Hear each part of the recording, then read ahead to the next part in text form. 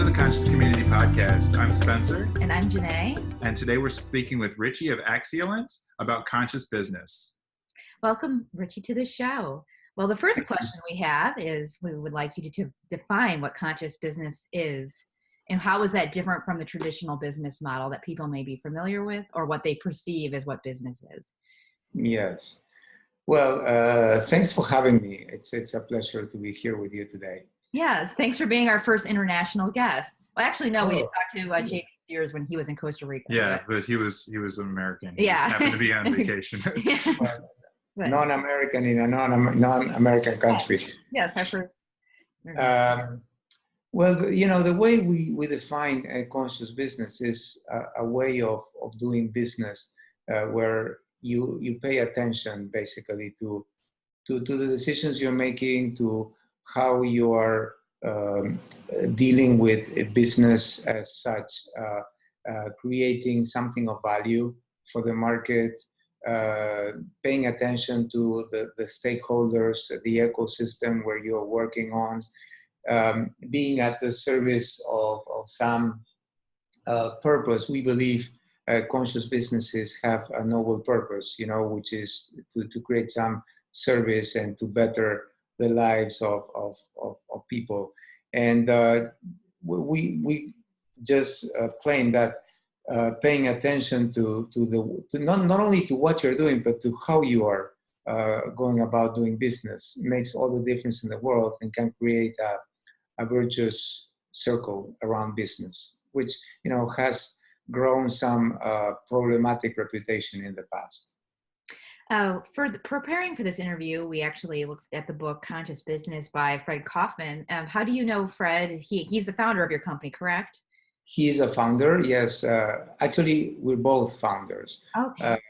We met each other when I was in the corporate world. I was working with EDS, Electronic Data Systems, back in 1996. And back then, EDS, together with a consortium of companies, had hired Fred as a consultant, to work on some of these principles. And that's how I got to know Fred. I learned about conscious business and the principles and the philosophy. Then I started using those in my own business. In the corporate world, I became a super fan of all that. He and I became good friends. And then in 2003, we decided to create a company that would embody these principles and take these principles to the world. And then we created Axiolent, that's a global consulting company. I'm curious if you could explain a little bit about some of the principles of some of the management principles and how they would differ from what many people are familiar with when it comes to business. Yes. Well, actually, I would rather call them like a meta management or meta principles, because it's not that they pretend to replace any of the management practices. What we claim is that based on these principles, this philosophy of being and doing, all the management practices can happen from a different perspective. When you change, the principle is when you change the way you look at things, the things you look at change, just like Wayne Dyer used to say.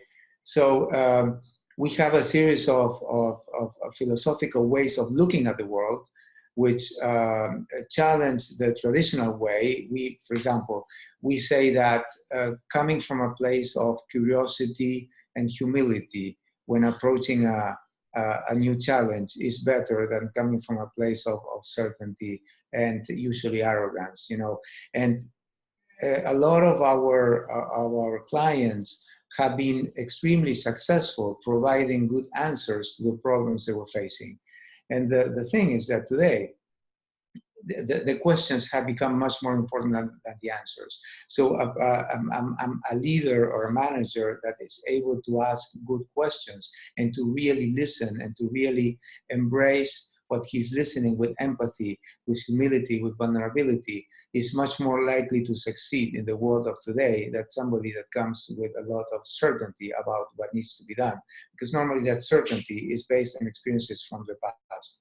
And if something that we are learning and is becoming more and more evident today is that the future is not a projection of the past. So if you want to embrace a new future, it's a lot better, first to come from that place of openness, curiosity, humility, vulnerability, if you will, and also to own your part of the system. One of the things we see a lot in corporations is that when things go wrong or do not go well, there's a lot of finger pointing. It's always not my responsibility. It's always who screwed up or who did something wrong. We invite leaders to make themselves part of the system, part of the problem, because then that gives you a lot of leverage to become part of the solution. The principle is, if you are suffering, you have the biggest incentive to do something about it. And those principles, as you can see, are ways of looking which then enable you to act in the world from a different perspective. So it's not so much the tool as we work with a tool user. And then you can build like meta skills, as I was saying before, that is, for example, how you have constructive conversations over difficult issues.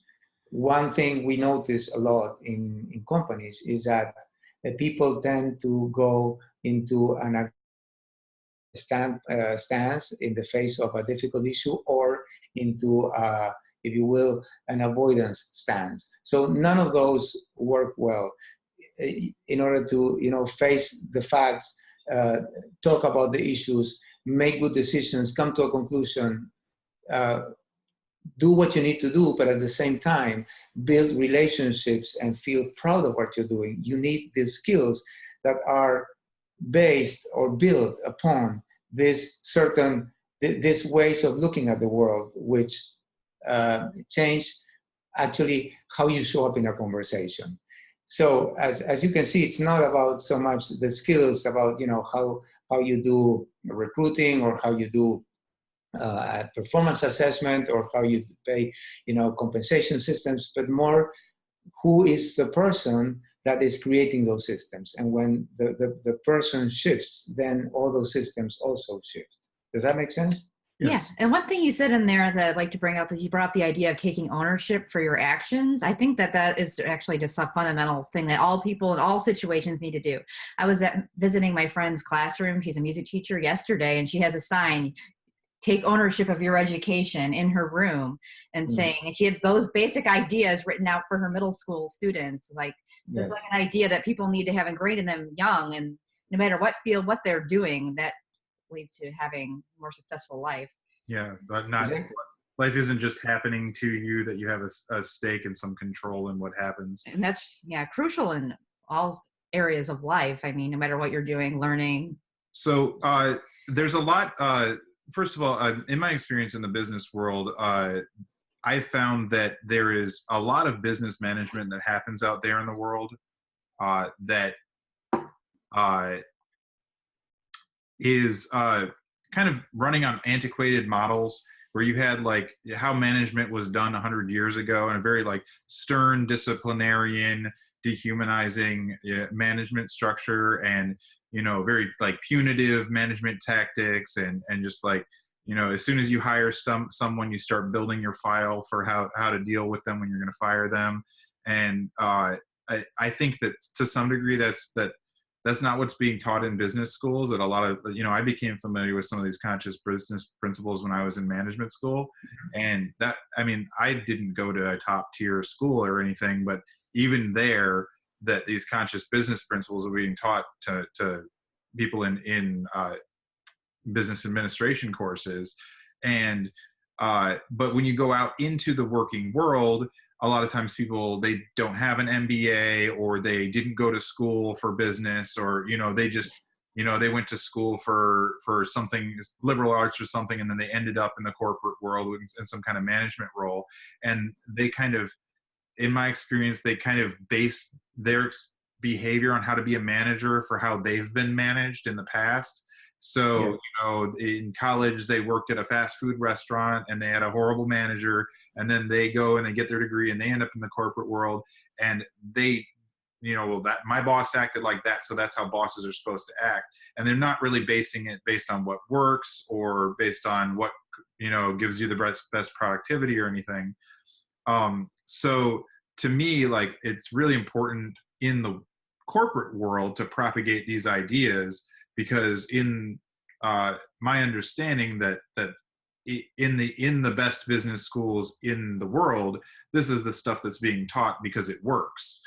And I think it's really important to spread it. And I think that's one of the reasons I talk about it so much in my personal life and work and everything, is because, you know, these ideas need to get out there.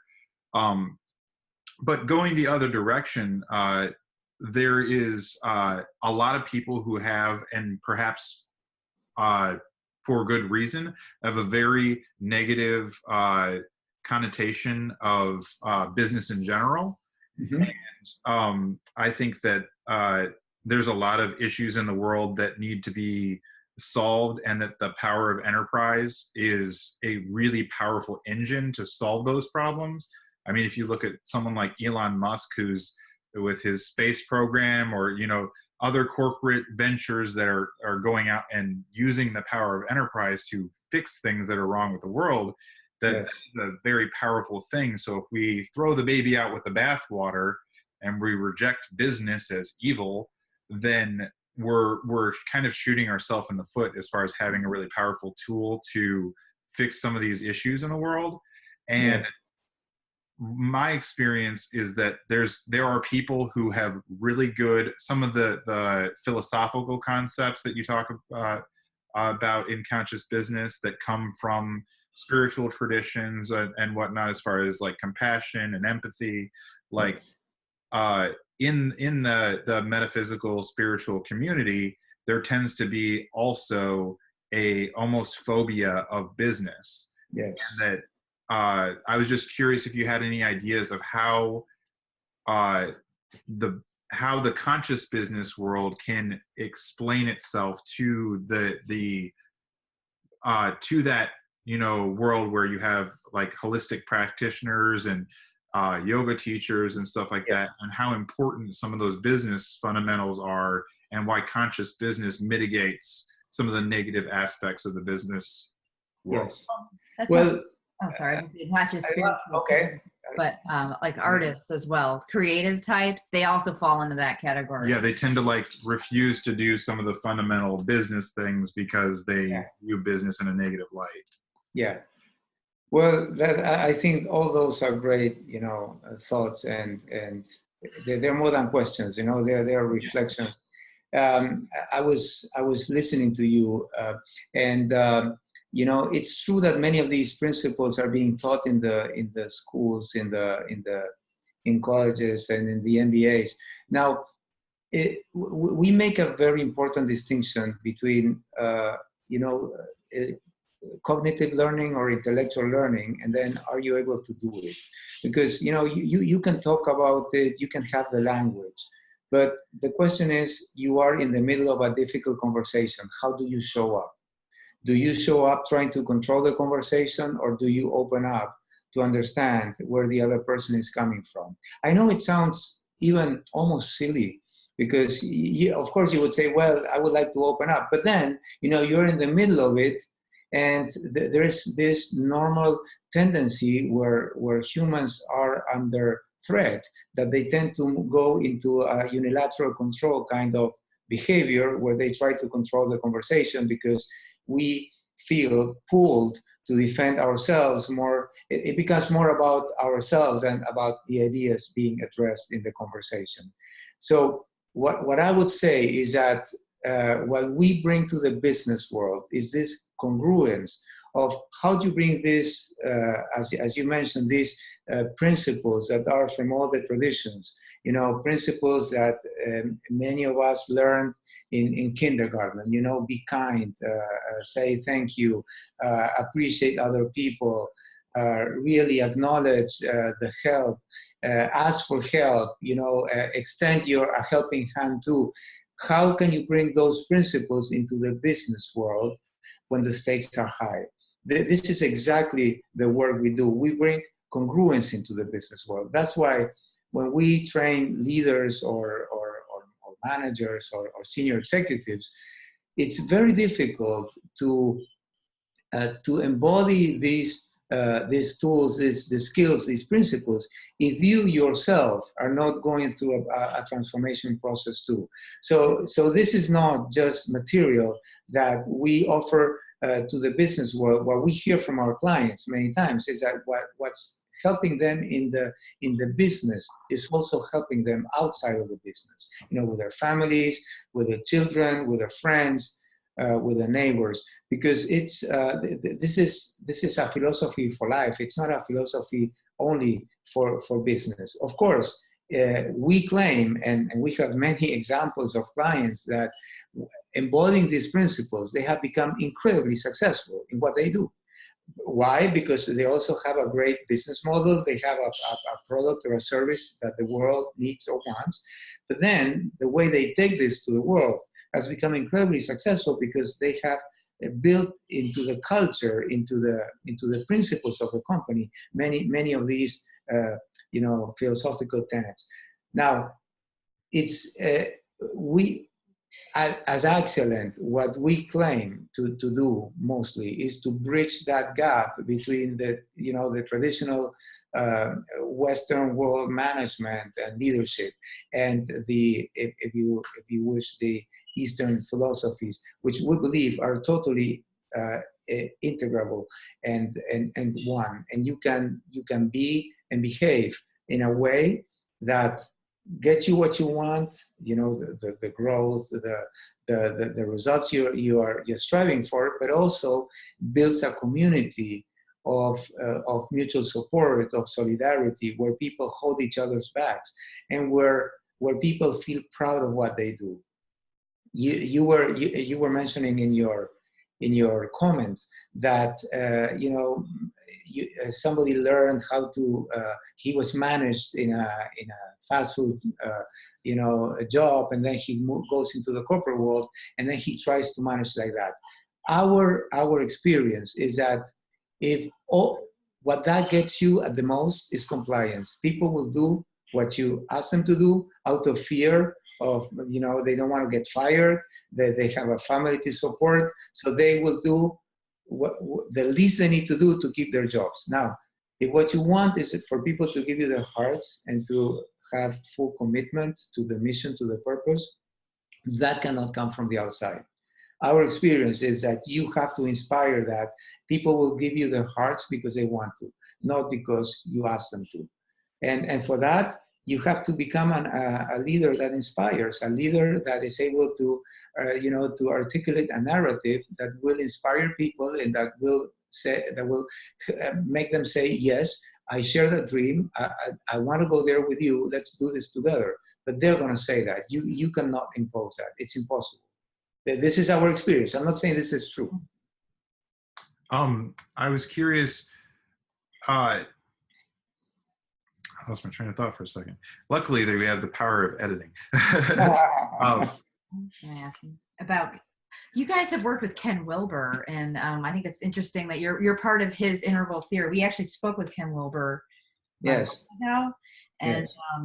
I'm just interested in how you see your role fitting into the Oh well, I mean, his whole theory of, you know, the equal theory, the integral theory, is totally built into our models. That's exactly the model we take to business. It's a simplified model because I think one characteristic of Ken is that he's extremely, I think he's a genius, and at the same time, people find it sometimes difficult to understand his models. So we have simplified the model. Actually, our I, we, it model, the one we take to business, is a simplification of the equal model of Ken. You know, the I, the it, the it's, the I and the we. It's exactly the same model we take to the business world. So do you feel that I think there's a lot of belief in the business world, people who aren't familiar with these principles, that you have to compromise profitability, or if you have to compromise your business's ability to survive in a highly competitive environment if you take on some of these principles, that there's a kind of trade-off happening, and that you can either be cutthroat and highly profitable, or you can be compassionate and, you know, do the right thing, but you're not going to make as much money. Do you think? You see, the way you're asking the question, you are creating for me, like a false polarity there. I don't think there is a polarity. I think that one is at the service of the other, because you are trying to create something for your stakeholders, you know, for your employees, for your clients, for the ecosystem where you work, for your vendors, for your partners. Because you're trying to do that, the way, the forces that are going to be released for you to achieve your aspirations are much greater. And I've seen incredibly successful companies. Actually, when you look at some of the companies that are part of the conscious capitalist movement, you probably heard of that. Raj Sisodia is there, and he's a very good friend. He's in our advisory board. And Raj wrote the book, Conscious Capitalism and Firms of Endearment. And those are two great books that I recommend, which speaks, they speak to these principles. You know, it's not an either or. It's not that you have to become cutthroat to achieve your goals. You can do that in a way that furthers your goals, but also furthers the ecosystem, and it's at the same time at the service of your purpose. So it's not a polarity. I see that as part of one and the same. But you see, even the way you ask a question, you create a polarity through the question, and yeah. I don't think there's a polarity. Well, I just sometimes it seems like when I try to explain the concept of conscious business, people say, "Oh, well, you know, that sounds good, but." You know, what are we getting out of it? You know, like, I got to worry about my bottom line here. I can't be fussing with that kind of stuff. You know, exactly. I think what's so important to communicate is that it's not a trade-off, that you can manage your company, you can be profitable, you can grow. Exactly. This at the same time. It's really a better way of managing, not necessarily a trading one thing for another. Look, the way we explain it is we talk about it as having distinctions. You know, business has this dimensions. It has a technical dimension. We call it the it dimension. You know, the technical, the objective dimension of business, which is, you know, profit, growth, market share, portfolio growth, et cetera, and all that is incredibly important. But then business also has a human dimension, which we divide into a collective dimension, which is the we dimension, the interpersonal, and then the I dimension, which is the personal dimension. And the way we explain it is, look, if you feel proud of what you're doing, if you feel happy, if you feel expanded as a human being, as a leader, and you create a community where people support each other, what is the likelihood that you're going to achieve your goals? I mean, it's intuitive. I mean, it's not about giving up your goals. This is not a social club, you know, where you go to make good friends.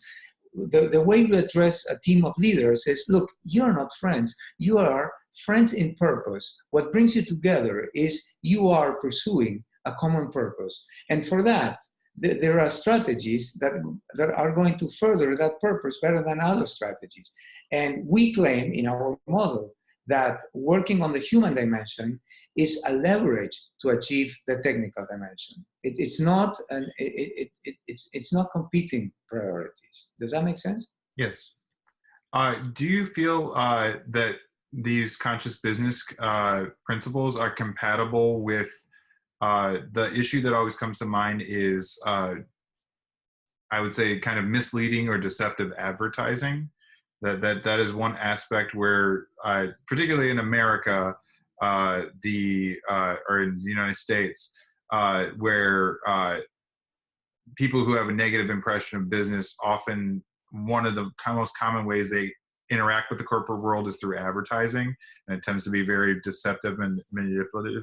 Do you think that a company that's trying to embody these conscious business principles needs to change the way they look at advertising? Well, I don't know. And at the same time, the way we work with companies is we invite people, to reflect upon their actions and um, to ponder, are my behaviors aligned to my values? You cannot control what you get, because what you get has the influence of out of control factors. You cannot control the outcome of your actions, but you can always choose how you want to respond in the face of a challenge in a way that is aligned with your values. And we have a profound trust in the core of human principles and of the ethics of human behavior. The more, and Ken Wilber talks about this, the only way you can tell whether a person is more conscious is by her or his level of his level of compassion and his level of openness. So we work on that. We invite people to become more open, to become more conscious, to pay attention to your actions. And we trust that when they start thinking like that, they will not be able to do like deceptive marketing, because that will speak against their own values. Now, we don't have we don't have an opinion about which kind of marketing or such should be done or not. We would offer our principles, and if people want to embrace them, we know that that will self-regulate. It will help people make more conscious choices. I think that what you're talking about, what I thought is looking at the book here, is basically it just takes people, like you were saying, take ownership. And I saw that in my friend's classroom. It's just the idea of just be and have integrity, be a good person, and everything else you do will fall in line with that. Yeah, we'll follow from that. Essentially, Well, what the yeah. core is: first be conscious yourself. It's that, it's that, and also when you're faced with a challenge, or when you're faced with a situation, you can either react to the situation and then you do what you do, or we call it to push the pause button. Are you able to push the pause button and say, okay, this is what's happening now. How do I want to respond to that in a way that honors my values, in a way that moment by moment honors what I believe is true, is important, what I value. And then, and I know that sounds pretty simple, but it's the key of everything. If you're able to push that pause button, then you have infinite options.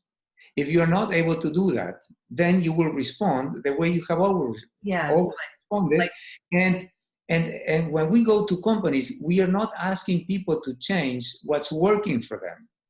If something works for you, I mean, if you're happy, just continue doing whatever you're doing. Now, many times, you're not happy with the outcome, you're not satisfied. Okay, then you might want to consider an alternative. And when you are not happy with the outcome, that's a moment, to take a breath and to just, pause and think, how do I want to respond in this situation? Who do I want to become through my behaviors? Because you're always in the process of becoming through your behaviors. And yes, as you say, it's very, very simple, but it's not easy. This is not what you see every day. And that's why, Axelent is so successful in the business world, because what my opinion of what our clients see in us mostly is that congruence, that it is possible, to embody the principles that we speak about in a way that does not compete with the economic results of the company at all. On the contrary, it leverages the ability to achieve those. Another concern that I have is that I don't know if you've heard the term greenwashing, where rather than actually becoming sustainable or addressing environmental issues at a company, where they use public relations and marketing to appear as if they are being environmentally friendly when in fact they are maintaining the status quo. I'm somewhat concerned with paying lip service to conscious business while not actually embracing the principles. Yes. Uh, I think that's a very valid concern.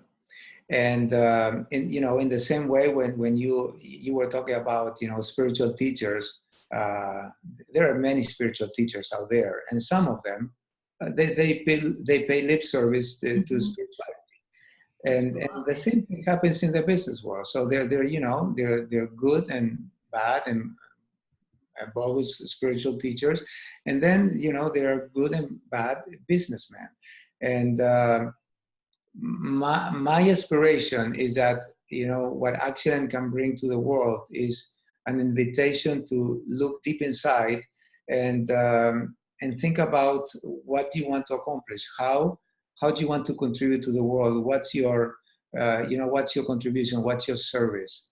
Like when you retire or when you leave the business world, is it better than what you found when you came into it? And it's the same with your life. How do you want to live your life? How do you want to be remembered? Some of the exercises we do in our programs, you reminded me of that, is we do either a retirement party or when we go really deep, we do like the eulogy of your funeral, and we imagine that you are gone, you lived a very long and happy life, and then you have a work colleague, you have a boss, you have somebody from your family, and they all make a speech about you, and you have to write how you would like to be remembered, and then people read that speech back to you, and that's very motivating. It's not a rule that you will not pay lip service to to ecology. I think we are at a crossroads today. We can we can better the planet or we can destroy it. We have the ability to destroy it today, no doubt about it. Now, in my opinion, the only thing that will save us from that is consciousness and making conscious choices and really thinking what's important, what impact am I having through my actions. And there is no guarantee, but I think it's the only way. Absolutely. That's actually the mission of our magazine, really, is Is it? to raise the elevate consciousness. It was a very serendipitous connection that I ended up working with the magazine as well, that I had come to pretty much the same conclusion on my own independently. And then the job at the magazine just kind of fell into my lap and everything just kind of happened at just synchronous, just the right moment. We call it God incidences, not coincidences. Where I was is that I felt that one of the places that needs the most work in this, with these principles, as I mentioned, advertising, that really the fundamental techniques and practices of the advertising industry have always been based on deception. That advertising, if you go back before 20th century public relations theory was developed, and you look at an advertisement in a newspaper from the 1890s, it'll say, buy this cart, it has wheels, it has this, it has this, it has this, and it's just a very matter-of-fact listing of the features of the product. And then if you jump forward 30 years, it's, you're inferior, you should feel insecure, you should feel fearful, but this product will solve that. And they learned how to manipulate people's emotions, very sophisticated manner. The development of propaganda that you're speaking of, really. Well, the advertising became profit. Both the advertising industry and business, and both government. I see. I totally see that. It's a promise of happiness to acquire certain goods and services. But really, of all the types of businesses out there that need a lot of work, I felt that the advertising industry, that there is, you can do your you know, a food business or a restaurant, you can incorporate these principles. You know, you can have a retail business, you can have you know, a service business, you can incorporate these principles. But advertising businesses themselves, advertising agencies, once that conscious business wants to go advertise, they're going to need to advertise through an advertising agency. That entire mode of operations is based on deception, and they literally Well, don't have a but tool in the toolbox. I think you're touching upon an issue that it's much broader than that, because if you think about the food industry, or think about the pharma industry, how you know how does the food industry advertise? And I don't know if you learned about nutrition, but if you start looking at the science of nutrition, a lot of what is sold today is not healthy. Mm-hmm. And the obesity epidemics that there is today is largely in part to the manufactured or the processed foods that are being sold and consumed day in and day out. And the science of nutrition has been known for hundreds of years already. You know, it's not a fat, it's a sugar. Mm-hmm. But then everybody sells you sugar today. The fat has become the evil, the culprit, and everybody's blaming the fat, and that's absolutely deceptive because it's not true. Mm-hmm. Yeah. So it's a food industry, it's a pharma industry, and everything is based on a promise of happiness. You know, you buy my product and then you'll be happy, and then you'll be more yourself. So how do you deal with that? How do you deal with that? I think the only way to deal with that is inviting people to be more conscious and make conscious choices.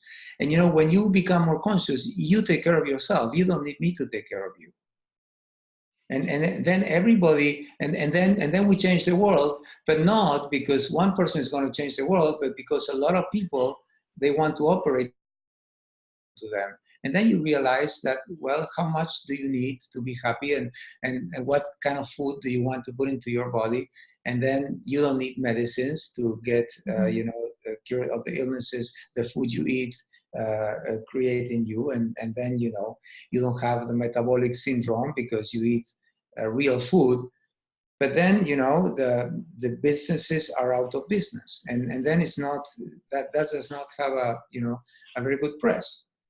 And then, you know, the papers that speak about nutrition, that they don't get published. There's a common metaphor that I use where during the Industrial Revolution, as steam engines came in, that businesses that were in the business of making canvas sails were in a position where the steam engine had arrived. It was a technology that was going to become dominant. It was going to change everything. And some of the companies that made canvas sails took their capital and their momentum when they still had a market, and could have put that capital into investing in steam engines or building steam ships, or somehow take advantage of the new technology and the new paradigm. And that the businesses that didn't, who continued to make canvas sails in the era of steam, they pretty much ceased to exist. And that's kind of where I see, as these principles come in, I mean, there's the way the internet has changed society. There's so many things happening right now. But really, what I would like to see is that the businesses who are threatened by these changes, rather than trying to fight them, if you're in a food manufacturer and you're making a food that's unhealthy, and you have billions and billions of dollars in assets, and these factories and everything, you could put those resources into making healthy food and dominate that market with a product that's good for people. Or you could engage in, public relations warfare to try and stop the healthy food movement, which is inevitably going to fail, and you're just going to be the bad guy. That's the fossil fuel industry. Yeah. I mean, that's the automobile industry. That's coal. Yes. every single industry. So sometimes, you know, people start doing the right thing for the wrong reasons, and for us that's okay too. You know, you don't have to believe that exercise is good for you for exercise to be good for you. So, you know, if I'm your trainer and I want to improve your overall health, I'll tell you, look, go for a run 3 times a week. Let's talk in 2 weeks. No, but I don't believe in that. Well, I don't care. Just do it. And then I know when we talk 2 weeks from today, you're going to be another person and you're going to feel differently from it. So sometimes the reason companies start doing the right thing is for the wrong reasons, because, you know, they want to survive. But then as they get into that, that changes themselves. And the same thing happens with some of our leaders. Some leaders resist change a lot, and they don't want to get into this process that is not so much a catalyst as it is an enzyme. You know, the difference between a catalyst and an enzyme is a catalyst is external to a chemical reaction. An enzyme changes itself in the reaction. So this process, you know, conscious business, changes the person. That's why many people resist going into the process. At the same time, they start the process because they want to accomplish some results. And then when they start the process, something starts to shift inside. And then they start doing the right thing for the right reason. But, you know, it's a permanent invitation as to leaders and to, you know, to senior executives. How do you want to behave? How do you want to show up in the world? How do you want to be remembered? How do you want your business to be remembered? And I think that's a very powerful question. Where did these ideas start? I'm assuming that at some point, some business like Fred or someone else was looking for some meaning or something and stumbled across Ken Wilber, or do you know? Well, yeah, there are many authors. You know, it's Ken, it's Peter Senge that wrote The Fifth Discipline. It's Chris Argyris. There are many authors that have created different parts or pieces of the puzzle. And then I think what Fred did, and he did a fantastic job, is in bringing those pieces together and creating like a comprehensive philosophy for business. And, you know, if you really look at Fred's book, there is nothing in Fred's book that you cannot find in some of the traditions, or you know, in even some of the principles of some of the religions speak about that. Now, putting it together in a way that's practical and that's applicable to business, and that, you know, we have created some frameworks that if you go through the frameworks, you do this, then you do that, then you do that, you end up transforming the business. That is what's I would say what's new. Now, the content, the principles, they are just principles of the traditions. There's nothing new under the sun. Yeah, we actually spoke with Rabbi Rami Shapiro, and he talks a lot about the perennial wisdom, and really that's what this is getting down to, is perennial wisdom from all these traditions, things. Yeah, it's just the Tao.